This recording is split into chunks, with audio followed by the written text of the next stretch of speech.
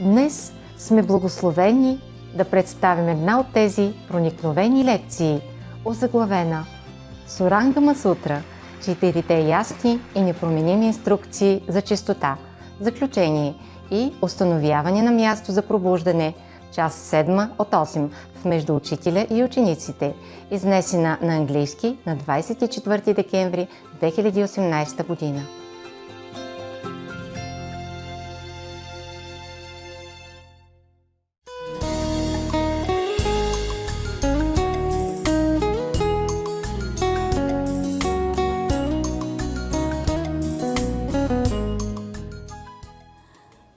My previous master knows you, master. Who?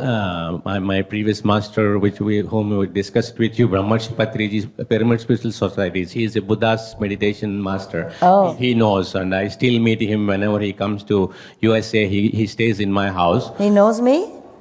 You know him, he knows you. Oh. So you have seen his picture and you told him who he was. And so last time when I met him, and he said, myself and my wife, these two are Supreme Master Ching Hai's favorites. Oh. And he actually asked me to invite you to India. And actually, every year from December 21st to December 31st, every year they do a group meditation with 100,000 people. Oh. So they construct pyramids at the scale of 5,000 to 6,000 people can sit inside. He actually asked me to invite you to India. So every 3 months, they actually publish Supreme Master Ching Hai's vegan diet and all those things in their magazines. Oh, yeah.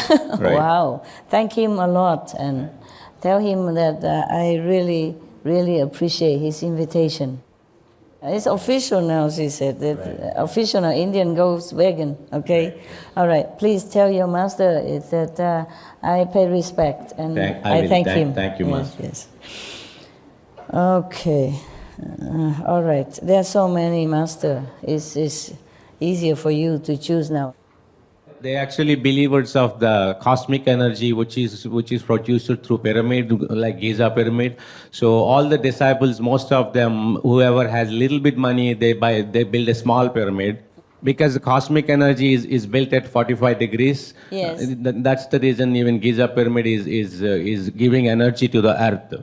Yes. That's why they built the pyramid before. I have told in one of my lecture that there's a meditation place. Right. People just thinking, don't know what, but I say this. No, if you sit inside a pyramid and do meditation, you achieve samadhi in More concentration. Quickly. Just physically speaking, it's more protective. Right, yes. Yes. And whatever negative power, it will disperse out, Right. in this shape. Yes. And I told a long time ago, I don't know if it's recorded or not, that because some people ask me what's a pyramid is for, is it a tomb or something? I said, no, in the old time, people built it just to meditate. It's a meditation place. Now it's proved it. All right, okay. So do what you can to help yourself. But I don't think that the London people can build pyramid into their little apartment. It's very expensive in London, for example, Paris, It's enough to put furniture inside and you zigzag your way through it. Yeah, we're more worried about the soul level, not the body level. That's why you are here for us, Master. All right, good. Thank you for your valuable information. Thank you, Master. That just confirmed what I said before. The pyramid is people built it for meditation. Everybody think it's a tomb or what is it inside. Nobody even know up till now what for. For meditation purpose, yeah? Number one is very good concentration inside, energy, okay? Also the cosmic energy can help you, okay? It's one pointed like that, yeah? Okay. And then, number two is that in the desert it's so hot. The pyramid is very thick. The wall diameter, very thick. And it's so cool inside, as if you stay in a normal... The basic reason pyramids were constructed is Egyptians believe that the person who dies, they will be reborn again. That's why they use it to mummify the body and put it inside the pyramid. The body will be born again? Yeah, they actually wrap it in a chemical cloth and put it inside but that pyramid. is just for the... Yeah, their belief is the person will take rebirth and use the same body. They use pyramids for that purpose. No, that's what people suspect. But it's just for meditation before. okay? And whatever, they wrap them in silk or in a mummy kind of substance, it just is their tradition, just to keep it, to preserve the body. Just like we nowadays, we want to keep the body in a coffin and bury it in some special place and build a little memorial, just so that we remember, because we all want to be like eternally in life. So they do anything they can just to preserve that concept. Yes? I wanted to ask a question about what you were reading before, if that's okay. About when the Buddha was talking about how to get enlightenment without a master, the cow and the poop and the no sleep. Did he mean, I wondered if he meant to say that like literally as in doing these things will actually, or did he mean it more like a parable as far as like the impossibility of finding enlightenment without a master? Maybe so also, yeah? But he really mean it. He really tell all it graphically, okay? But also, it's possible only because his disciple is still there. It's the final age of his Dharma teaching. Not now anymore. Not after 2,700 years of his nirvana. At that time, Buddha just passed away, final ending age about 500 years after he passed away. That's in other sutra he say that. Yes, for him, for his teaching lineage, end at 300, 500 years after. But not now anymore, okay? Even if you want to do it, it might not work. You don't find these pure monks and nuns who still having this blood lineage in them anymore to transmit it to you, however little diluted is still there. After the master dies, 300 or 500 years maximum, no more. That's why every sutra emphasizes living master. Otherwise, the Buddha was there and he tell people, okay, you just go and do that, no need me, no need the Buddha, okay? No, they all come and study with the Buddha. And he says it's very rare you can find the Buddha, yeah, and the teaching when he's still alive. This is for his descendants, disciple, who still have pure, if they're pure, and the precepts, and they had already the lineage is still going, not as strong as when the Buddha alive, because they transmit it like from the first successor, yeah, from the Buddha, and then to the second successor of that successor, and the third successor of the successor, and so on and so forth. Just like after the 10th guru of the Sikh passed away, well, before that, he said no more gurus of the Sikh. Only study the scripture, because at that time, that's the best he can offer to his disciples. Because he knows the ninth master has gone. He's the last one.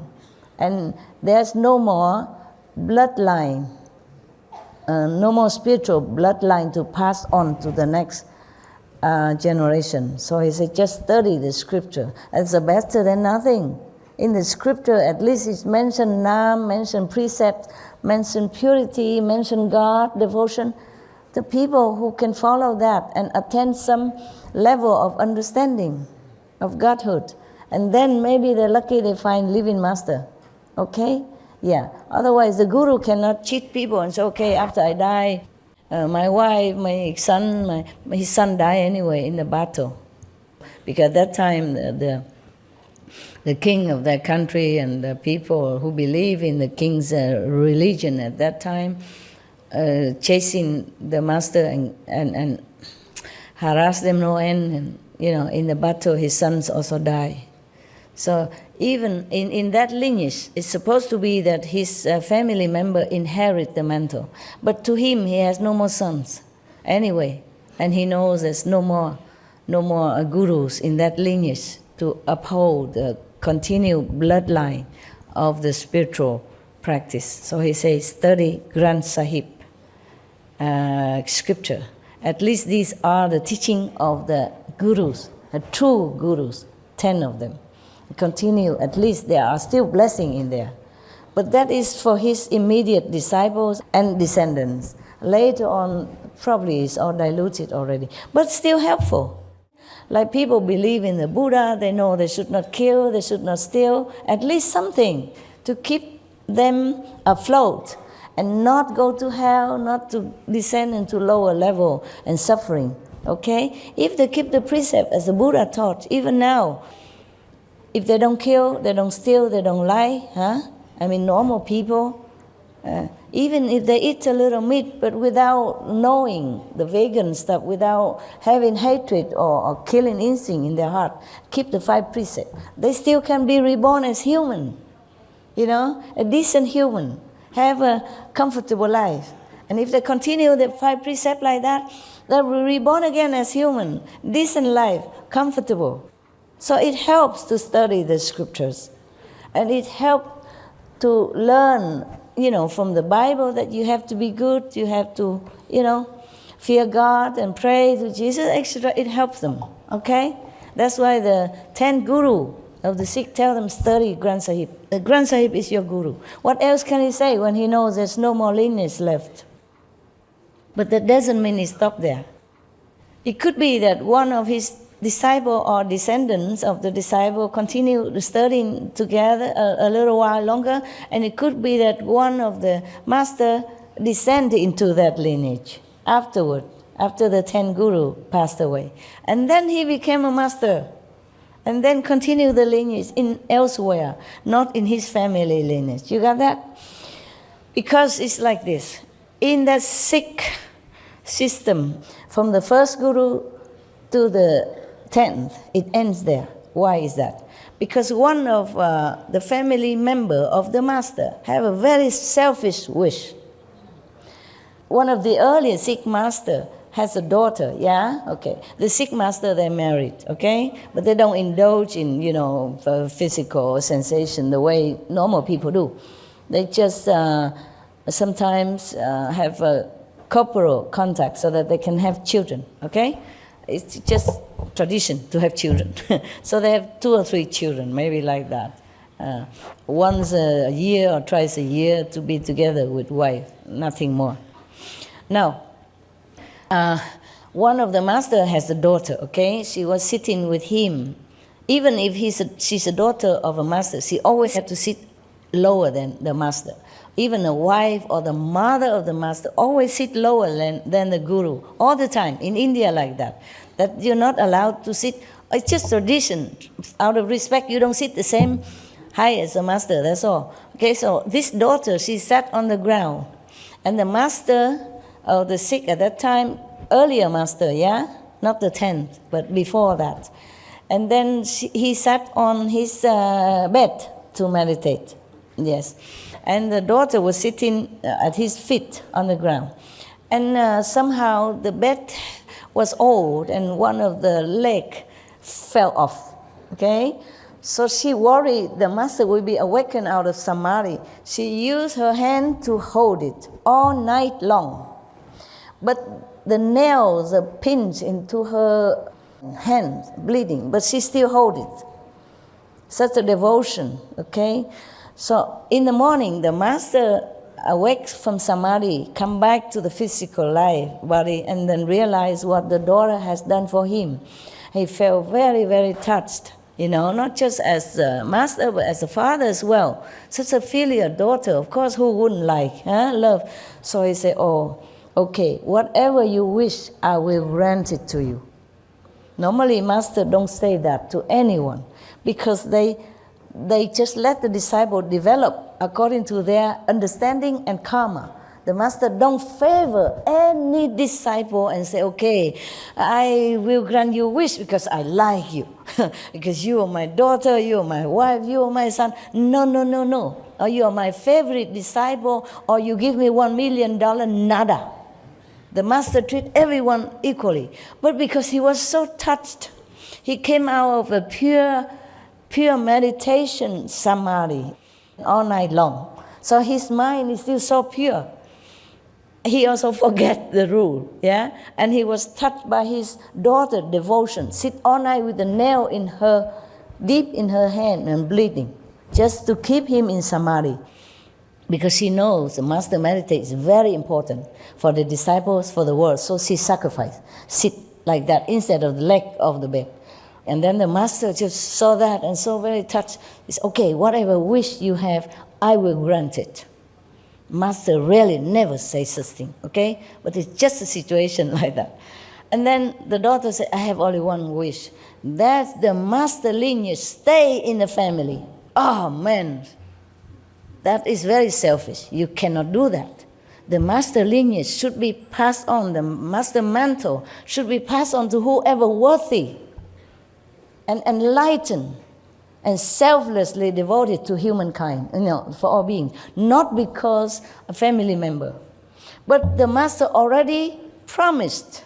So he has to hold it, even though he was aghast as her request. Because he can foresee that this selfish wish will bring bloodshed into the Sikhism. At that time, there was no Sikhism of thirst.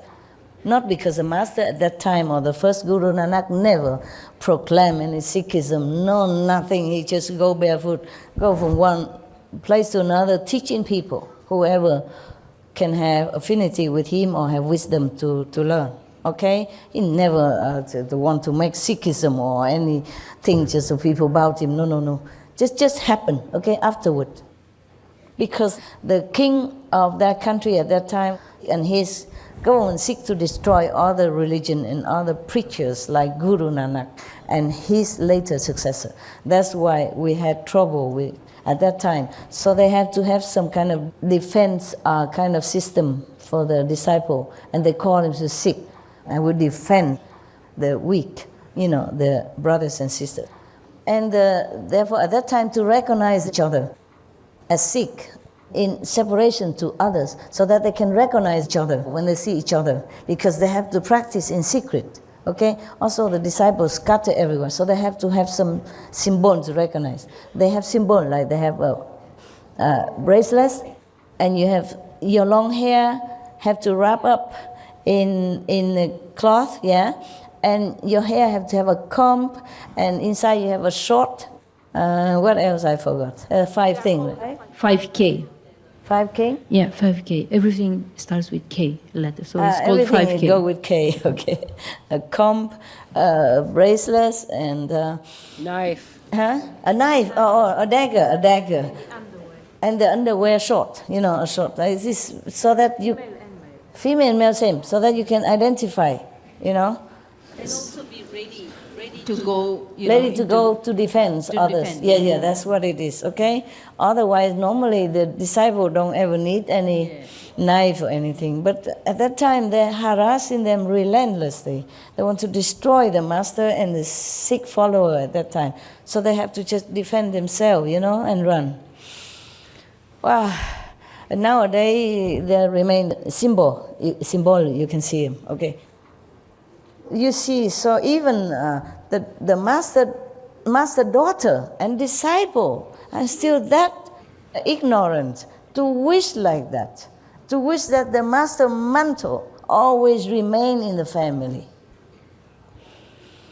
Family member not necessarily enlightened or worthy to be a master.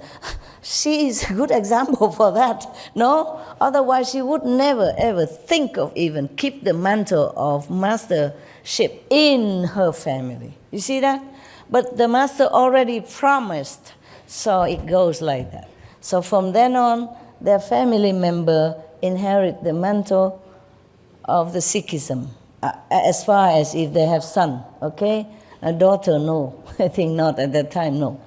So because of that, the Sikhism, from then on up to the 10th master, always there's a bloody battlefield. Always a lot of war and killing and, oppressing from the government, whatever government at that time. The master knew it, but, a master promised you can't go backward. Can go back on that. Whew. Well, I don't have a daughter per se to hold my bed. I have a sofa, it's safer. The sofa is always safe. Even if you fell down, you don't fall too far. Anyway, good. That's why I don't have any daughter or son or whatever sit next to me. I avoid that in case. But I also don't think we should have any successor. Up to now, not yet. But who knows, in the future, maybe. If I have one, I will tell you, okay? On record video.